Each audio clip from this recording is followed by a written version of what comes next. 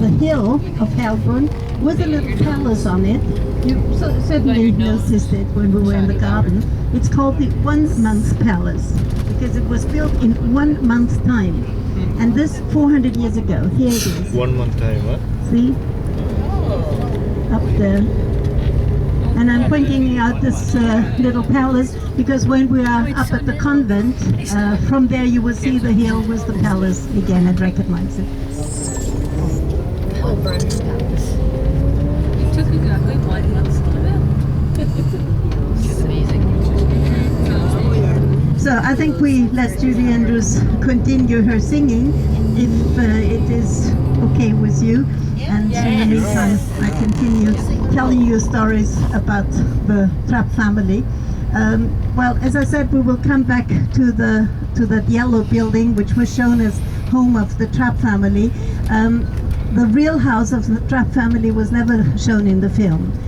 Probably because in the meantime the Trapps had sold it to the Catholic Church, and it was used as a seminary for future priests called St. Joseph.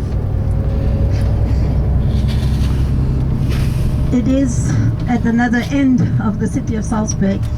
Even if we would try to pass by, we wouldn't see very much because they have high walls around and high trees, and it's in a very narrow street.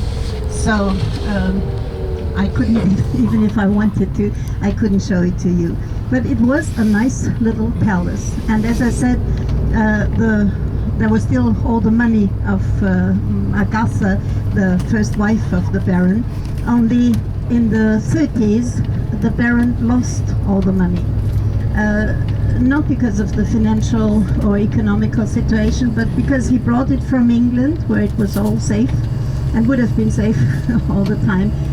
A real fortune. I mean, for hundreds of years they could have lived off it. But he brought it to Salzburg and to a private bank where he knew the director personally. And this lady had a lover who went away with all the money.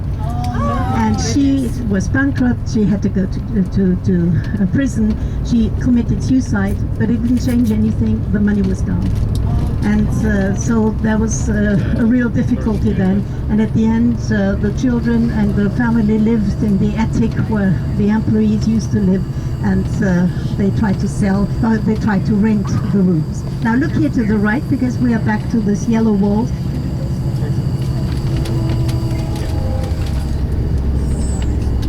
And you see the palace again. You remember, it was shown again when the family tried to escape. Remember, after the song contest, they had decided that they wanted to escape. They pushed out the car of the courtyard, and when they came around the corner to the alley, there was that black car of that unpleasant Mr. Zeller, and they put the lights on them and wanted to know where they planned to go, and then they were well, trying to find an excuse and an explanation, said they would go to the song contest.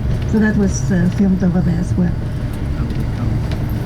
Now, I was going to tell you that suddenly the Trapp family was there in the meantime with 9 children and no money, because he was a mariner and Austria had lost all the money, had lost all the well, shore, all the sea parts with the First World War, and so there was no demand and no need for a mariner, and he hadn't learned anything else. So that was really a difficult situation. But Maria, as I tried to explain, she always had good ideas, and so she tried to do what other noble families have done after the First World War, who had big houses and no money left.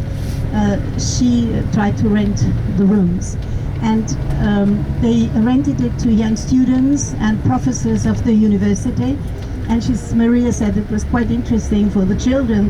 There was a lot to learn, because there were very interesting discussions at the dinner table with these people. And during summertime in Salzburg, we have the Salzburg Festival, July and August, since 1920, so also in the time of the Trapps. Only in these days there were no good hotels, and there were a lot of rich people coming to Salzburg for these festivals. And so they tried to find rooms, and the Trapp Villa was one of these, let's say, private hotels.